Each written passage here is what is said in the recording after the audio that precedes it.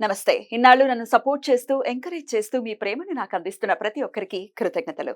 అలాగే ఈ వీడియో కూడా ఖచ్చితంగా మీకు ఉపయోగపడుతుంది. లైక్, షేర్ అండ్ సబ్స్క్రైబ్ చేసి మీ సపోర్ట్‌ని నాకు అందించండి. అలాగే ఈ వీడియో పట్ల మీకున్న అభిప్రాయాన్ని కామెంట్ సెక్షన్‌లో కామెంట్ చేసి తెలియజేయండి. ఇప్పుడు వీడియోని చూద్దాం. నమస్తే. Welcome to our channel. నేను పద్మిని. ముందుగా ప్రేక్షకులందరికీ శ్రీ క్రోధినామ సంవత్సర ఉగాది శుభాకాంక్షలు. ఉగాది అంటేనే ప్రథమంగా మనకు గుర్తొచ్చేటటువంటి అంశం పంచాంగ శ్రవణం. ఖచ్చితంగా పంచాంగ శ్రవణం చేస్తాము. అలాగే ఈ సంవత్సరం పాటు అంటే ఈ ఉగాది నుంచి వచ్చే ఉగాది వరకు కూడా గ్రహచారం ఎలా ఉంది, గ్రహాలు ఇచ్చేటటువంటి ఫలితాలు ద్వాదశ రాశుల వాళ్ళకి ఎలా ఉంది అనేది ఖచ్చితంగా తెలుసుకునేటటువంటి ప్రయత్నం చేస్తాము. ఒకవేళ ప్రతికూల ఫలితాలని ఇస్తున్నట్టయితే ఖచ్చితంగా తీసుకోవాల్సినటువంటి జాగ్రత్తలు తీసుకుంటూ దైవారాధనని ప్రత్యేకంగా చేసుకుని స్మార్ట్ వేలో వచ్చేటటువంటి కష్టాల నుంచి బయటపడే ప్రయత్నం ఖచ్చితంగా చేస్తాము. మరి ఈ రోజు కూడా మనకి క్రోధినామ సంవత్సర ఫలితాలని అందించడానికి మనతో పాటు ఇద్దరు ఆధ్యాత్మికవేత్తలు సిద్ధంగా ఉన్నారు. ఒకరు లలిత ఉపాసకులు, వాస్తు జ్యోతిష పండితులు బ్రహ్మశ్రీ నానాజీ పట్నాయక్ గారు, అలాగే సూర్య ఉపాసకులు విక్రమాదిత్య గారు. మరి వీరిద్దరూ కూడా ఒకరు ద్వాదశ రాశులకి కూడా గ్రహచారం ఎట్లాంటి రిజల్ట్స్ ఇస్తోంది అనేది తెలియజేయబోతున్నారు. అలాగే మనకున్నటువంటి వెజిటబుల్ థెరపీని ఆధారంగా చేసుకుని కూరగాయలతో ఎట్లా మనకు వచ్చేటటువంటి సమస్యల నుంచి అధిగమించవచ్చు అనేది విక్రమాదిత్య గారు తెలియజేస్తారు. మరి కార్యక్రమాన్ని మొదలు పెడదాం. ముందుగా ఇద్దరికి నమస్కారం అండి. ముందుగా మీ ఇద్దరికి క్రోధినామ సంవత్సర ఉగాది శుభాకాంక్షలు. మన ప్రేక్షకులందరికీ కూడా క్రోధినామ ఉగాది శుభాకాంక్షలు. అయితే ఈ సంవత్సరం క్రోధినామ సంవత్సరం అయినందుకు ఎటువంటి బ్యాడ్ ఎఫెక్ట్స్ కలగకుండా ఉండాలి, అందరికీ శుభం కలగాలని మనస్ఫూర్తి కోరుకుంటున్నాను. మీ విషెస్ కూడా సౌర కుటుంబ సభ్యులందరికీ కూడా క్రోధినామ సంవత్సర ఉగాది శుభాకాంక్షలు. అందరూ కూడా ఆయురారోగ్యాలతో అష్టైశ్వర్యాలతో సూర్యనారాయణమూర్తి పరిపూర్ణమైనటువంటి అనుగ్రహంతో హాయిగా ఆనందంగా జీవించాలని మనస్ఫూర్తిగా కోరుకుంటూ, అంటే ఇక్కడ క్రోధినామ సంవత్సరం అంటే తన కోపమే తన శత్రువు కాబట్టి అందరం కూడా దాన్ని అదుపులో ఉంచుకోగలిగితే ఈ సంవత్సరం అందరికీ శుభదాయకంగా అవుతుందని మనసా వాచా కర్మేణ ఆశిస్తున్నాను. Thank you so very much. Last time కూడా మీ ఇద్దరు కాంబినేషన్ లో చేయటం జరిగింది శోభకృత్ నామ సంవత్సరం. అయితే శోభకృత్ నామ సంవత్సరం మనందరికీ తెలిసిందే ఎంత శోభాయమానంగా సంవత్సరం మొత్తం వెళ్ళిందో. ఎందుకంటే రామచంద్ర ప్రభుకి అక్కడ ఆయన ఇంటికి ఆయన తిరిగి వచ్చేసినటువంటి సందర్భం ఉంది. శోభకృత్ నామ సంవత్సరం నిజంగానే అద్భుతమైనటువంటి నామ సంవత్సరం. అయితే ఈ పేరు చూస్తే ఒకంత వెన్నులో నుంచి ఒక వణుకు పుడుతోందా అని అనిపిస్తోంది. ఎందుకంటే ఈ క్రోధం ఉండకూడదనే కదా, క్రోధాన్ని ఖచ్చితంగా జయించాలి కదా. మరి ఇదేమన్నా ఈ సంవత్సరం ఆ నామానికి ఏమైనా సార్థకత ఏమైనా చేసుకుంటుందా sir? What is your opinion? ఖచ్చితంగా. ఎందుకంటే మనం జనవరిలో న్యూ ఇయర్ ఫలితాలు చెప్పేటప్పుడే ఫిబ్రవరి నుంచి ఇక్కడ మనం ప్లానటరీ పొజిషన్స్ కూడా వేసింది. అందుకే ఈ కుజుడు అంటే గొడవలకు కారకుడు, రవి అంటే అధికారానికి కారకుడు, వీళ్ళిద్దరికీ శత్రుగ్రహాలు అంటారు వీటిని. అంటే వీళ్ళిద్దరు నిజంగా శత్రువులను కాదు, different energies, fiery energy, cold energy. రెండు దగ్గర ఉంటే ఎలా ఉంటుంది? ఇప్పుడు చూడండి, మనం ఏదైనా పెనం మీద వాటర్ వేసాము, చిర్రమంటుంది.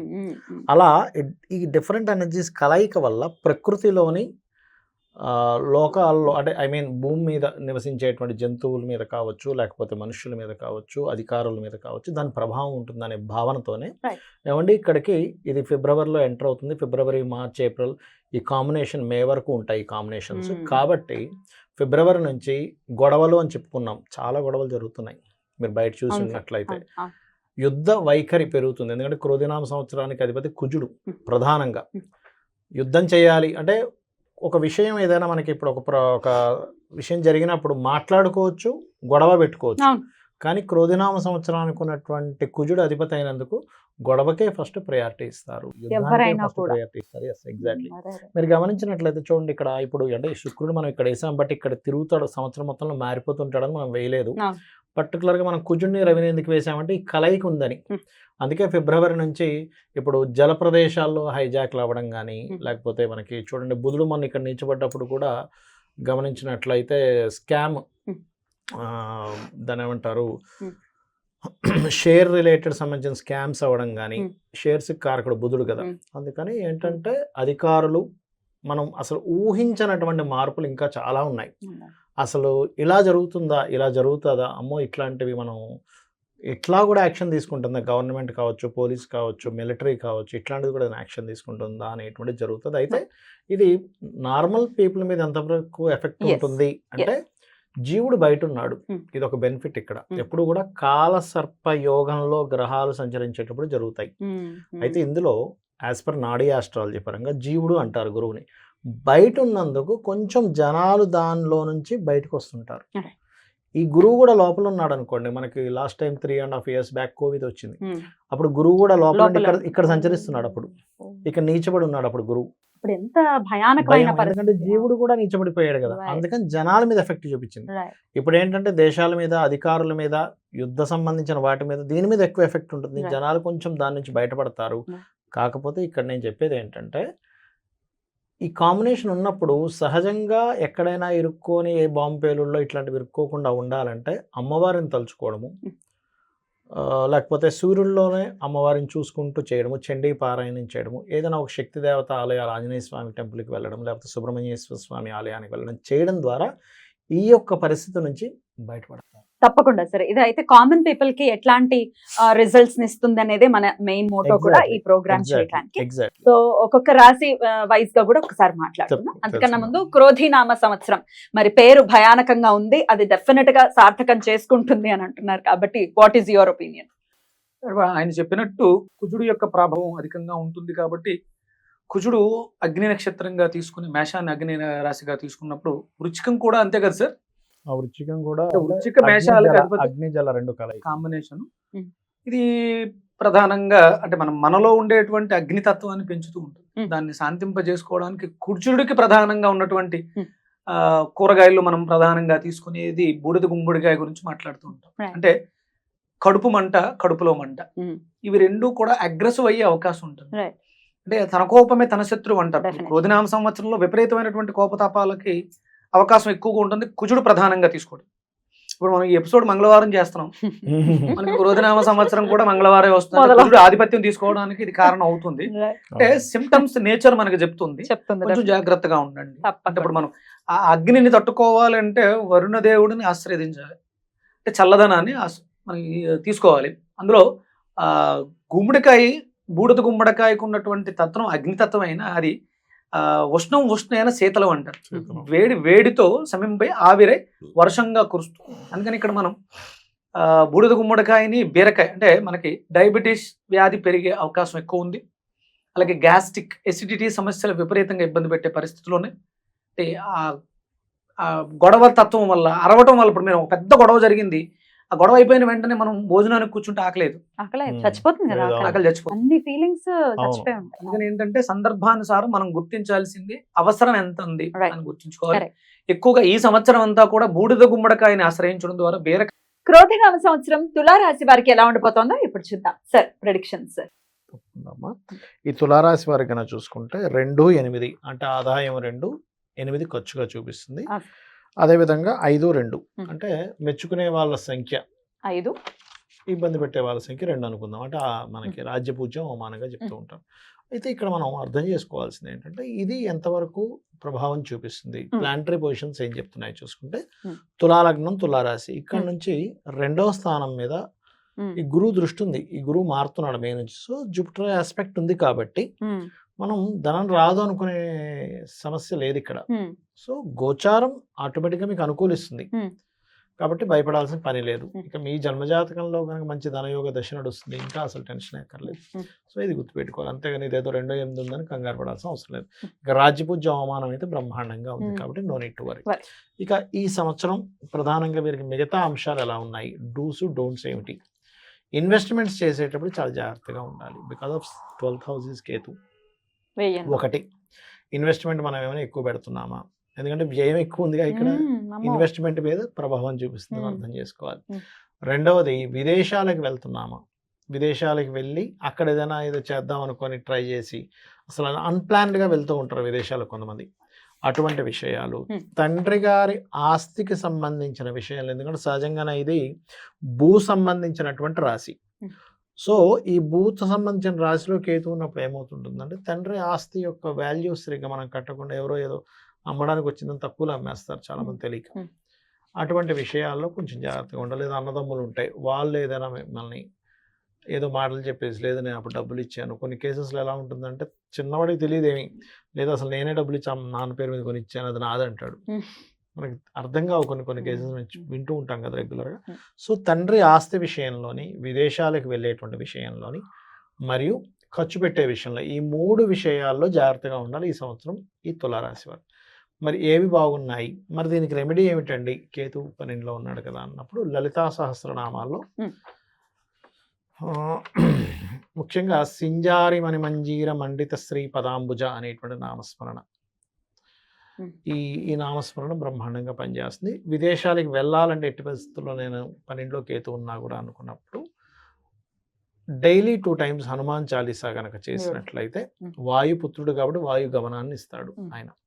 ఇక కలిసి వచ్చేవి ఏమిటి అని చెప్పి చూసుకుంటే, గురువు మారుతున్నాడు కాబట్టి మంచి ధనయోగం ఉంది ఈ సంవత్సరం వీరికి, అందులో ఎటువంటి సందేహం లేదు.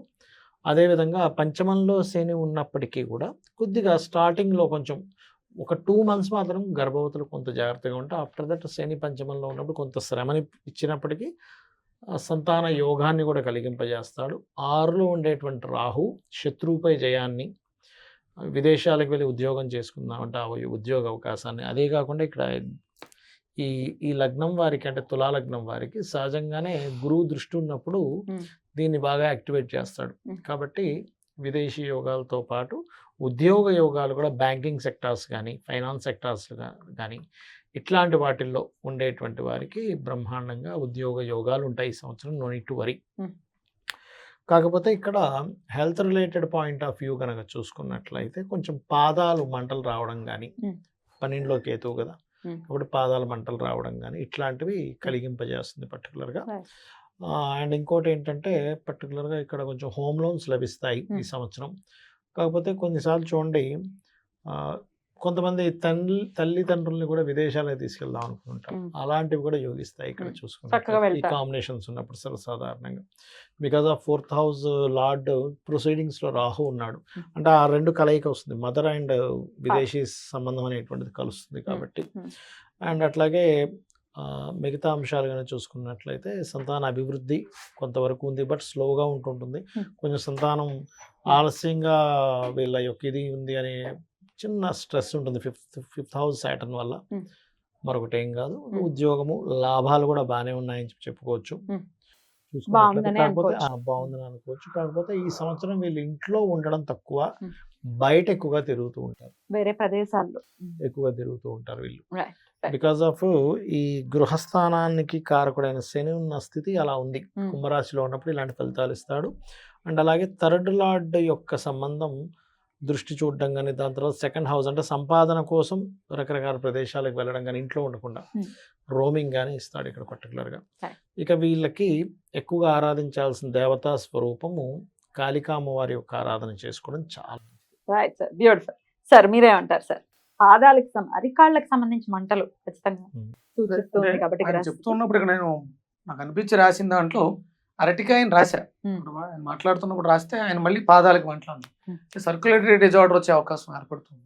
అది వాయుమండల వ్యవస్థ సర్క్యులేషన్ కిందకి వెళ్తుంది కానీ పైకి రావట్లేదు, రక్తం నిలబడిపోవడం వల్ల వెరికోస్ వెయిన్స్, హార్ట్కి సంబంధించిన పంపింగ్ లో ఇబ్బందులు ఉండడం, డీబీటీ, డీప్ వెయిన్ థ్రాంబోసిస్, ఇవన్నీ కూడా మనలో సర్క్యులేటరీ వ్యవస్థని పాడు చేసే గ్రహస్థితి కనిపిస్తుంది.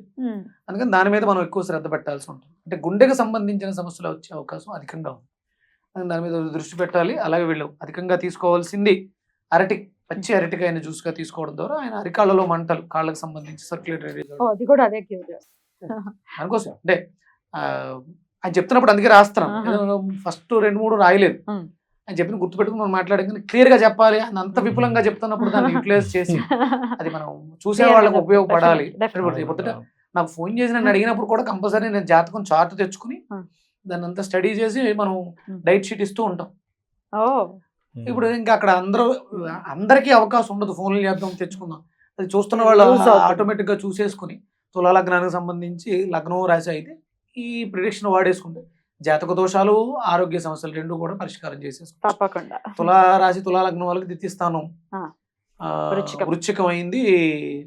ఆయన వృషభాన్ని కూడా సంకేతం దేని చేశారు, 11-10 భాగ్యస్థానాన్ని చేశారు, అంటే ధనానికి సంబంధించినటువంటి.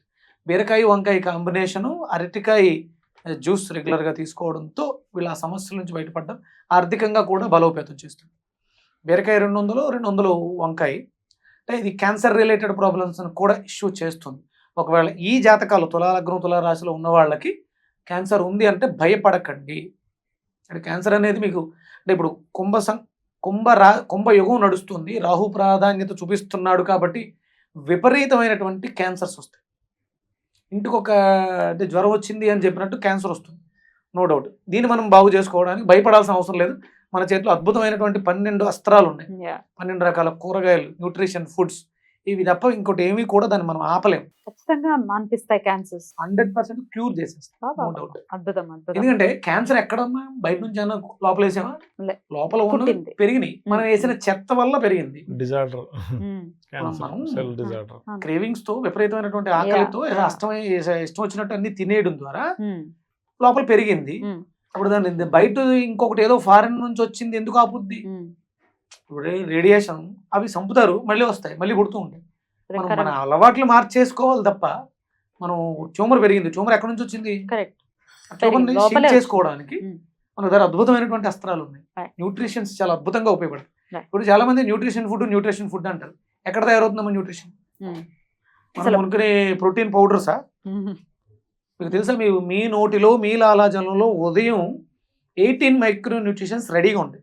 మనం పళ్ళు తోమేసి పాడేస్తాం మామూలుగా అయితే. శుభ్రంగా chemical తో water దాన్ని తాగాలి. పాడు చేసి ఊసేస్తాం. అసలు అయితే మామూలు మంచినీళ్ళు తాగాలి ఇమ్మీడియట్ గా అని అంటారు మన- పెద్దవాళ్ళు కూడా మన చెప్తారు. దగ్గర మనకి చెంబుతో మంచినీళ్ళు పెట్టుకోవడం అనేది సాంప్రదాయం. ఎందుకంటే పొద్దుటే లేచిన వెంటనే ఈ న్యూట్రిషన్స్ మనకు ఉపయోగపడాలి, Right. ఆరోగ్యాన్ని ఇవ్వాలి మనం అవేమో ఉమ్మేసేస్తున్నాం. అని మళ్ళీ మెడికల్ షాప్ లో అట్లా కొనుక్కుంటాం. అంటే ఉదయం నిద్ర లేచిన వెంటనే భౌతికతలో కూడా ఉంటుంది. ఉమ్.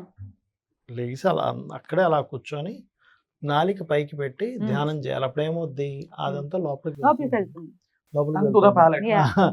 అది లోపల నాలుగు నంబర్లో పైకి పెట్టడం అనేది. పెట్టి ధ్యానం గనక ఎంత ఏజ్ ఉందో అన్ని నిమిషాలు గనక చేస్తే ఆరోగ్యం లాలాజలం ఎక్కువ ఊరుతుంది, వాటర్ లోపలే ఊరుతుంది. వచ్చి ఉమ్. ఈ మైక్రో న్యూట్రిషన్స్ తో కలిసి లోపలికి లోపలికి వెళ్తాయి. వెళ్తుంది. బాబా. భూమిలో 18 రకాల మైక్రో న్యూట్రిషన్స్ ఉన్నాయి. అది అవి మొక్కలు స్వీకరించి మనకి ఇస్తాయి పదార్థాల ద్వారా.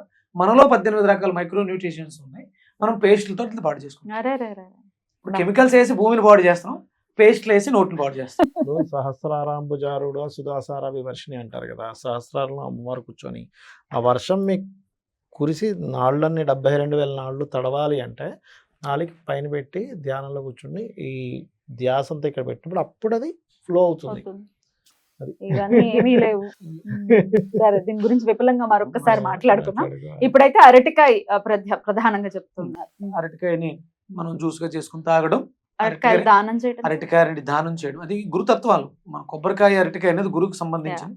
పచ్చి అరటికాయని మనం దానంగా చేయడం Mm. రెగ్యులర్ గా స్వయంపాకంలో కూడా అరటికాయ విశేషంగా పెడతారు. చాలా విషయం. ఇవన్నీ మనం ఏదైతే చేస్తాం శుభ్రంగా వంట చేసి 10 మంది ఆకలి తీర్చండి.